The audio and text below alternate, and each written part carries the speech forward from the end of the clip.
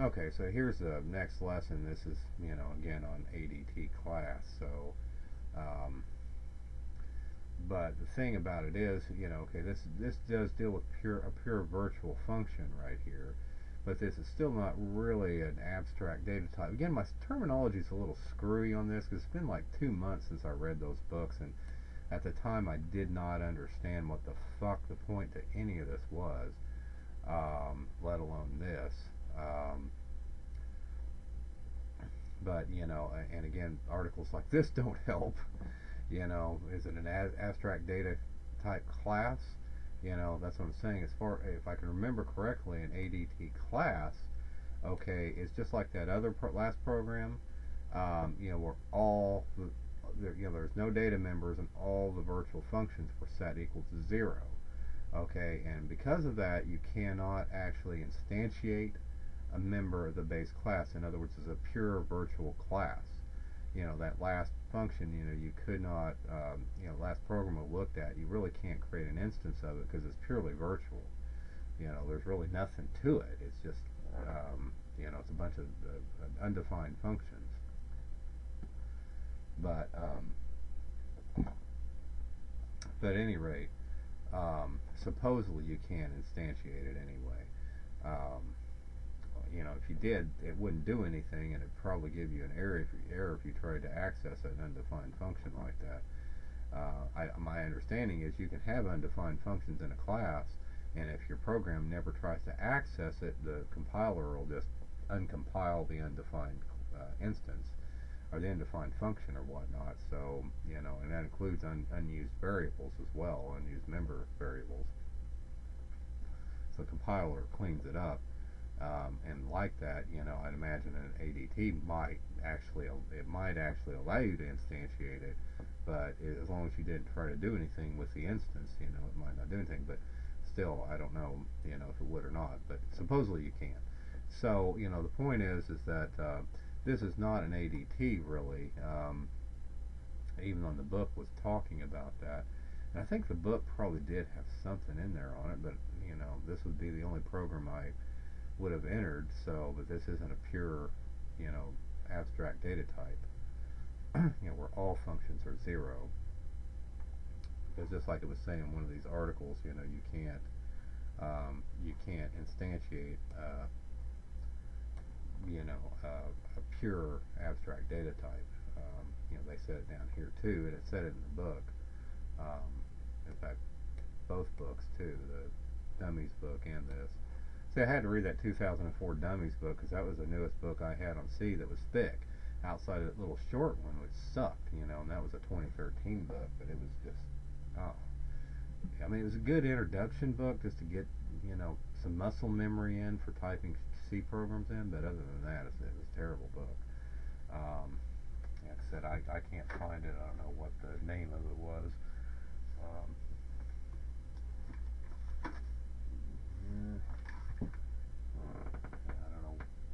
I don't remember what I did with it. Oh, it's C++. Well, here it is. C++ Programming in Easy Steps, 4th edition. So, that book, I mean, again, it was fine at first, but man, it just introduced so much crap, and it didn't tell you what it's good for.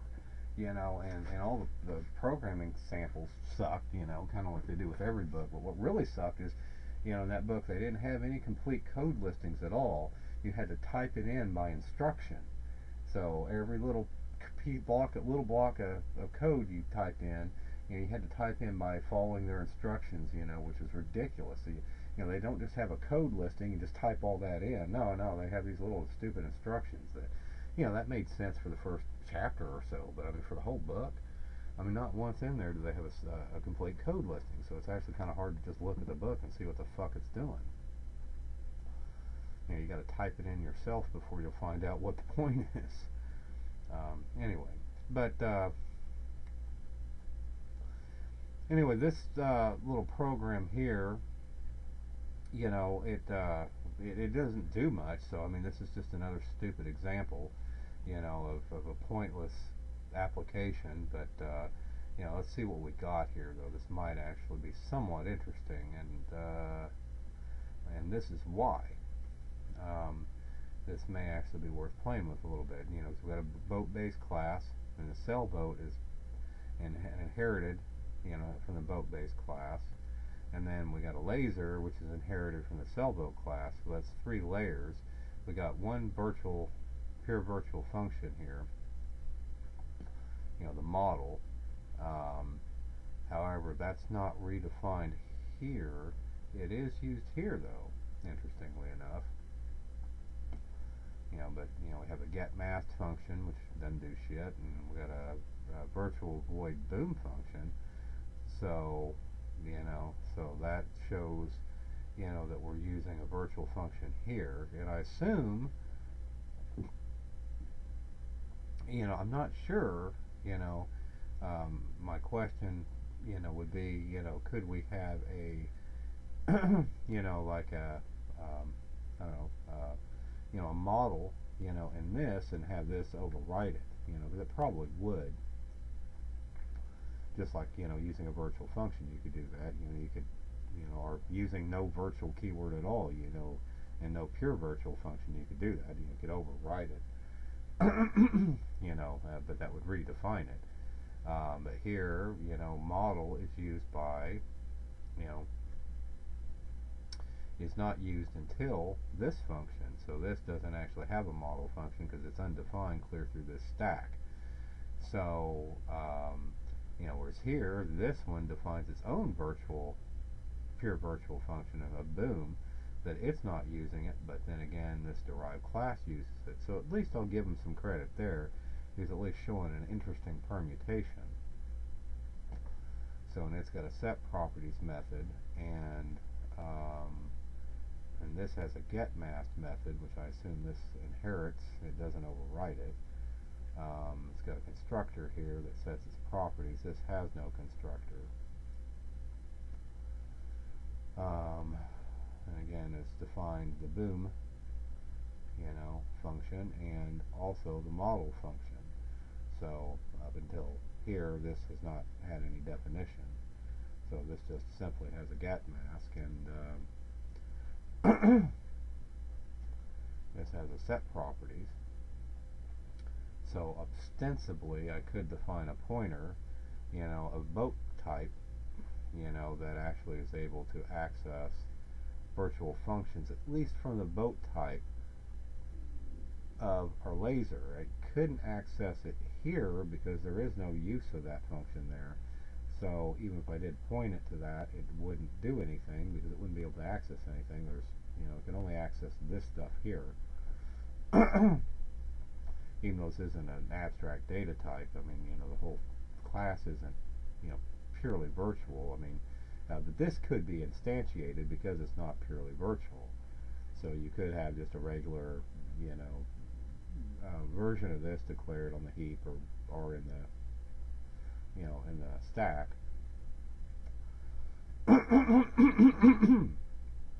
Same here. I mean, it does have some substance to it, and same here. So all these could be instantiated, but you could have a pointer that would point here, and you can create a new version of one of these and access its virtual function and affect any of its parameters, such as length, since that's part of it. So with your pointer, you could screw with this, the get length function. This is the only place it's defined, so you could access it. And then the virtual model, wherever that exists, you could access if you pointed it at an object that has that function. But here, since this doesn't use any, any virtual functions from it, if you instantiated this pointer here to this object, it really wouldn't do anything. You'd just have access to these parameters and nothing of this object. So so we got a laser class pointer, they're pointing to new laser. Okay, that's interesting-ish. Laser dot model we're accessing, which, remember, that's defined in the base class. Length, get length, get mast. Okay, laser boom. So, because we do have that defined from here. Let's see, what does that function do? So yeah, just see how it's boom 14 feet. Okay, big deal. Then set properties, which is in the base class, I think. No, maybe it's not. I guess that's defined here. Okay. But anyway, it's doing the set properties command, and one of the properties is here, the other property is here. So it's able to set the properties. Again, I'll give it some kudos for an interesting permutation. Although that would confuse the shit out of you, if you didn't know what any of this stuff was good for anyway. And of course, we're calling the get mask and get length function from the laser pointer. Okay. Get length, get mast. So, those are two methods defined in these, of the inheritance chain. Okay, so the interesting thing is that's a laser class pointer. Okay, so, and of course we can instantiate a base class, that's perfectly legal.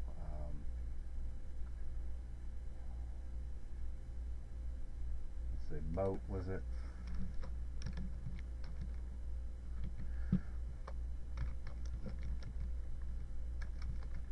Damn it.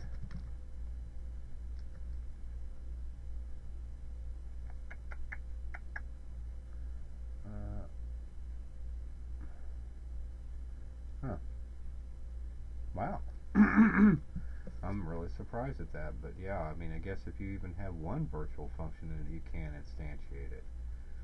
So that's interesting. So let me try. I'll bet you can't do that with the sailboat class either.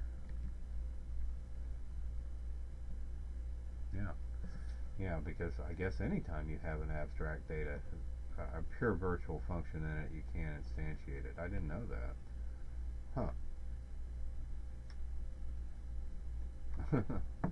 So, well, I guess you better watch the use of those fucking things then. So yeah, you can build classes that you cannot create an instance of. But at any rate, okay, that's interesting. I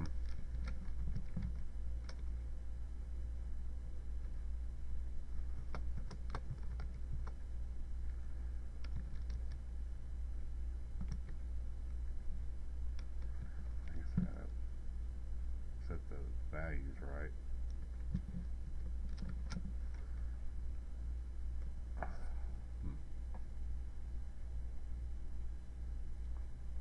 Let's see here.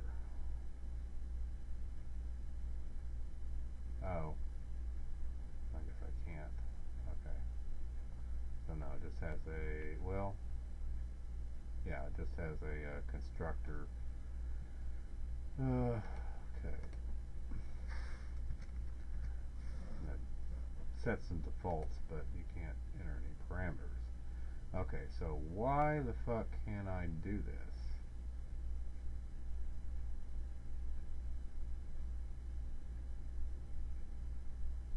Oh, because I gotta declare the pointer. Duh. Shit. Okay. So yeah, you can't. That shows you though that you can instantiate the class on the stack though. You can't do it. And let me see if I can. Well, I mean, it probably wouldn't make any difference. I don't know, boat pointer. I mean, because I could probably do that. because I'm creating just a pointer to, um, to evoke class object, but it's not, that will not create an instance of an object, if you just create a pointer to it. Um, I'm pretty sure, because that does not create an instance of the class on the heap. I mean, on the stack, I mean. It's just a pointer of class boat, because you can repoint it to anything. So that, you can't create a class, you'd have to go boat, a boat, to instantiate it on the stack, but you can't do it, with either of those, just like we saw before, because they're, if it's got even one pure virtual function in it, it won't allow it to work. But at any rate, we'll just go ahead and leave it like this.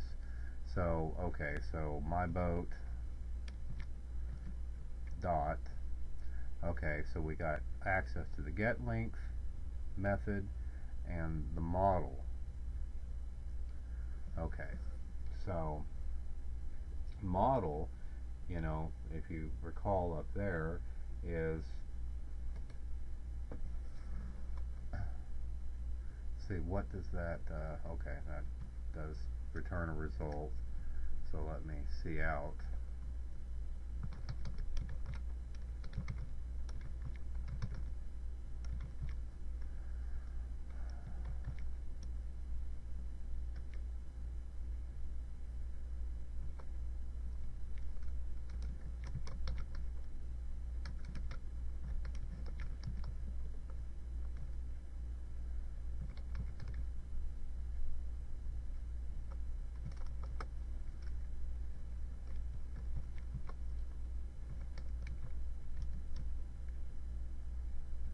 Length.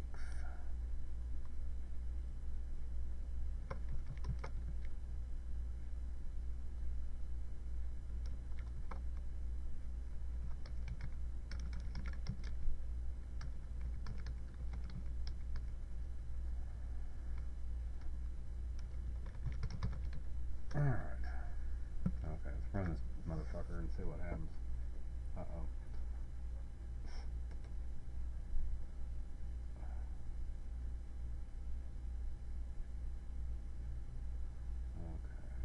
What the fuck are you talking about? Line 56.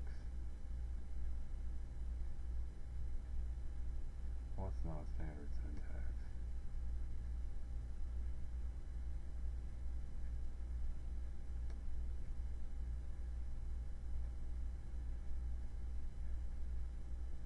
Oh. Well.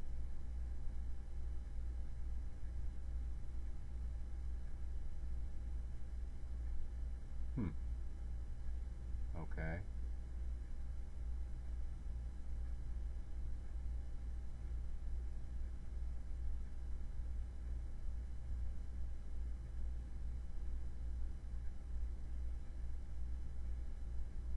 Huh.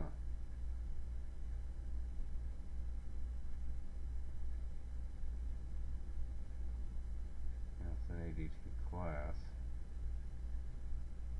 But still, that shouldn't matter. I mean, it's no different than we're doing in the other code. Oh, that's one of the interesting things too about about this Visual Studio is that, like I said, if I hover my mouse here, see that, at least this makes more sense. It's actually associating this comment with this object creation, because it will actually feed your comments. If you have a comment on the same line, it'll actually copy that as part of the definition. So it pays to comment your code because of that, because it will show up, if you hover your mouse over it. So anyway, okay, this is no big deal. Again, the stupid parentheses got me on the damn thing for one thing, and then the fact that I'm using a cout statement nested in another cout statement might have been an issue too. So, I was thinking it was returning an integer parameter or something, let's see what happens. Yeah. I'd imagine that would be a problem. Let's see, it says non-standard syntax. Oh, well, wait a minute. Well, let me try this. this way, because I'm sure this won't work, because I mean this is like a nested, you know, because each of these functions, you know, has its own cout in it, so I'd imagine that would be a problem. Yeah, yeah, two errors. So, but anyway, no big deal. Okay. All right. You know, so again, laser classic. And the model function, though, it doesn't seem to be doing anything. Let's see why. And it may be due to me not initializing it in some way. Let's see, it's supposed to be mass length. What are we, you know, we're using the, trying to get the model. Because the get length, you know, well, the get length, well, hold on a minute. Okay, the model, you know, it's actually defined here, and that says returned laser classic. Okay, the get length function would have been a member, you know, of the base class. So it's supposed to return length, which our length should be set to something. Okay, well, it'll return length. So this actually does need a cout statement.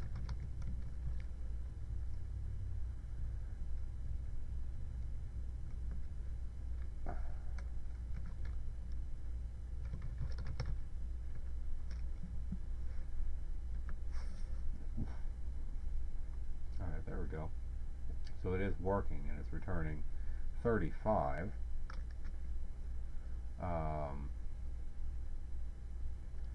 As our length, you know, which was never defined there, but it was defined here. So yeah, it's accessing, you know, has access to the get length,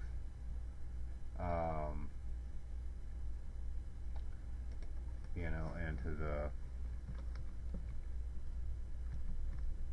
But see, that's what's interesting, is it only has access to these two members. I'm really, you know, well, actually that's not surprising, because length is protected up here, so you won't have access to it. So you do have access to get length, and you do have access to model as it's or declared up here in the laser. So that's where it's coming from. So now I probably couldn't. Let's see if we can point our oh,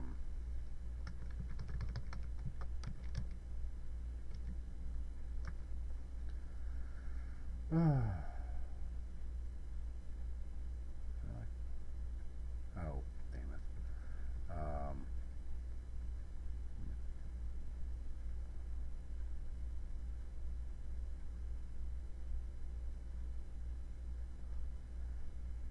I guess in the other program we had hard instances, didn't we? I don't remember.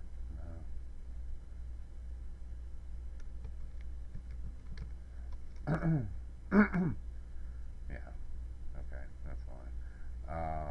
Now, you know, I just deleted P laser, but that did not delete the pointer. The pointer still exists.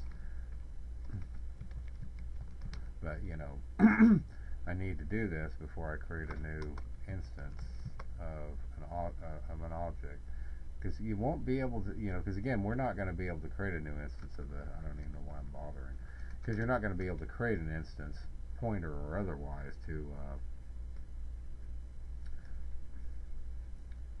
I'll show you.